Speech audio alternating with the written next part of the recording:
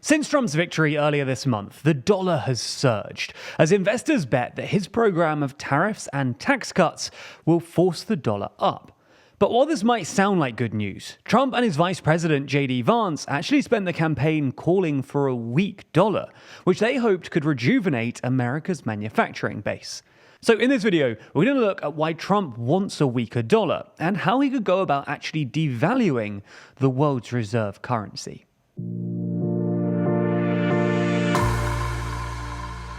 So, let's start by taking a look at what Trump has actually said. The last time he talked about this explicitly seems to have been in late July, when, during an interview with Bloomberg, he said that the dollar's strength, specifically against the yen and the yuan, is, quote, a big currency problem. But this has actually been a long-standing issue for Trump. He constantly complained that the dollar was overvalued during his first term, and pushed the Federal Reserve to cut rates to bring its value down. This is something that J.D. Vance has talked about too. Last year, when Vance was questioning Federal Reserve Chair Jerome Powell, he suggested that the dollar was fundamentally overvalued.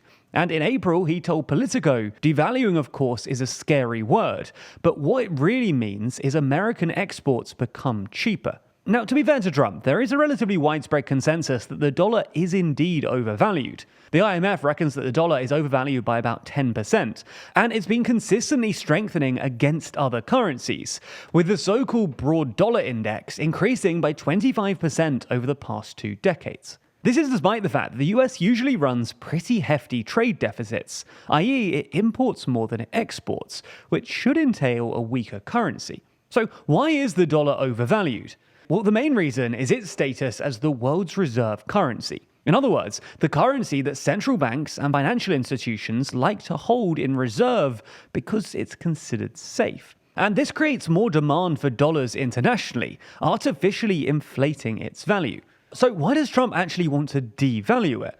After all, at first glance, having an overvalued currency sounds like an advantage, and it's something that America's adversaries, including Russia and China, regularly complain about.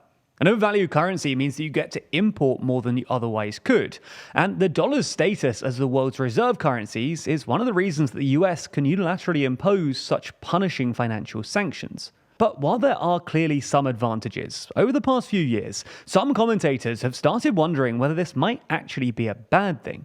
The main downside is that an overvalued currency makes your exports less competitive internationally, which is especially bad news for your manufacturing base, who struggle to export and are often undercut by cheaper imports. And this is the argument made by both Trump and Vance. In his Bloomberg interview, Trump claimed, "I've been talking to manufacturers. No one wants to buy our product because it's too expensive." And Vance described the dollar's reserve status as a massive tax on American producers. In fact, today there's a relatively widespread consensus that the dollar's reserve status has contributed to America's deindustrialization. And as politicians have become increasingly keen on rebuilding America's manufacturing base, they've started questioning the dollar's reserve status.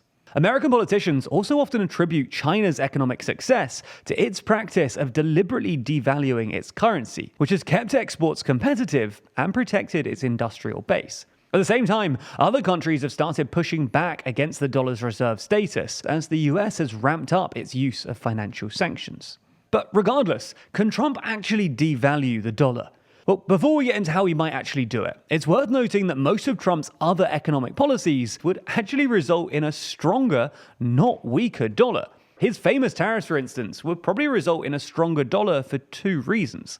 Firstly, most people think that tariffs would result in higher inflation, which would prompt the Federal Reserve to raise interest rates. And higher interest rates usually mean a more valuable currency, because it makes it more attractive to save in that currency. This dynamic would be exacerbated by proposed tax cuts, which would also stoke inflation by increasing disposable income.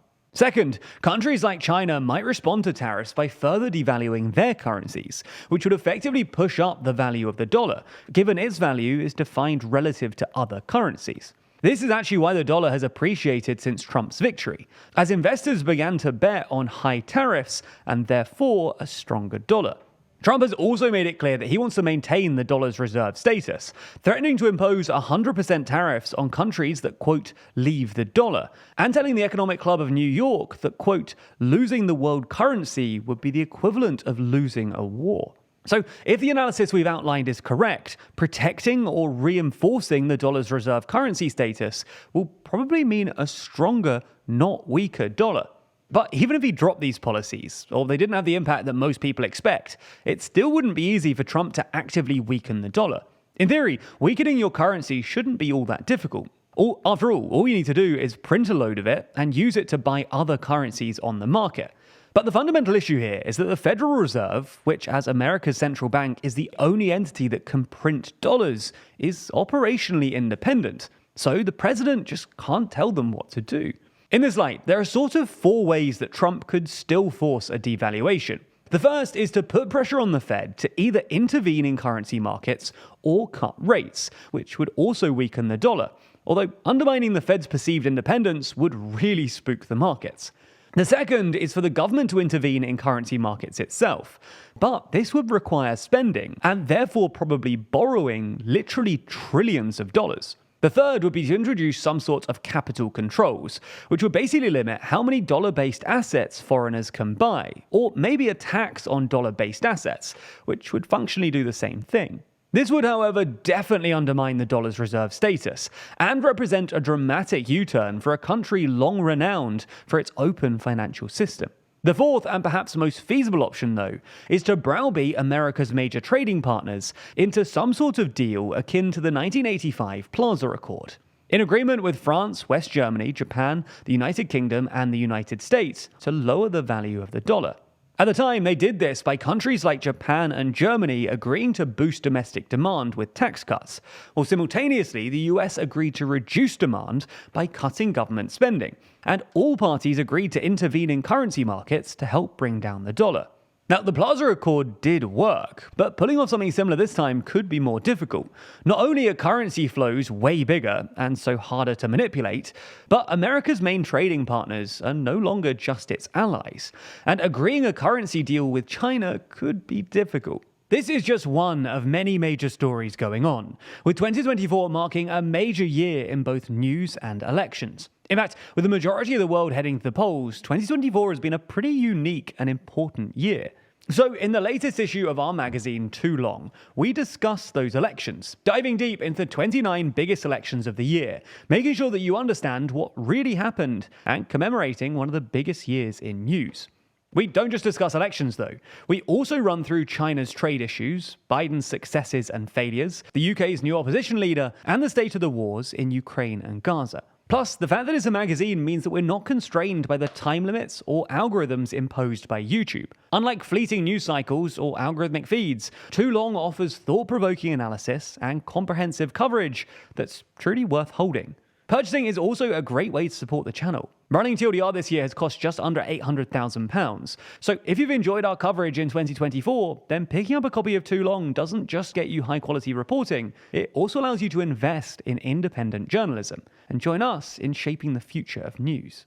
So if you're convinced, you have 3 more decisions to make. Firstly, do you want a physical or a digital copy? The physical one is a high-quality 60-page perfect bound magazine, shipped right to your door. But the digital is slightly cheaper, especially if you're concerned about shipping. Your second choice is the standard or premium edition. The standard is just a copy of the magazine, while the premium issue gets you access to our behind-the-scenes monthly podcast, The Bullpen, where we break down all of the production that goes into Too Long and TLDR more generally, as well as getting your name printed in the thank you section of the magazine. And your final decision is if you want to subscribe. If you do, you'll get a copy of Too Long every 4 months, meaning that you'll never miss an issue. Plus, you'll also get 25% off every copy as long as you stay subscribed. If you can, subscribing also gives us a reliable income stream, which is super useful for us. Regardless of which option you choose, you can buy a copy right now at toolong.news or by clicking the link in the description. As always, thanks for your support and thanks for backing Too Long.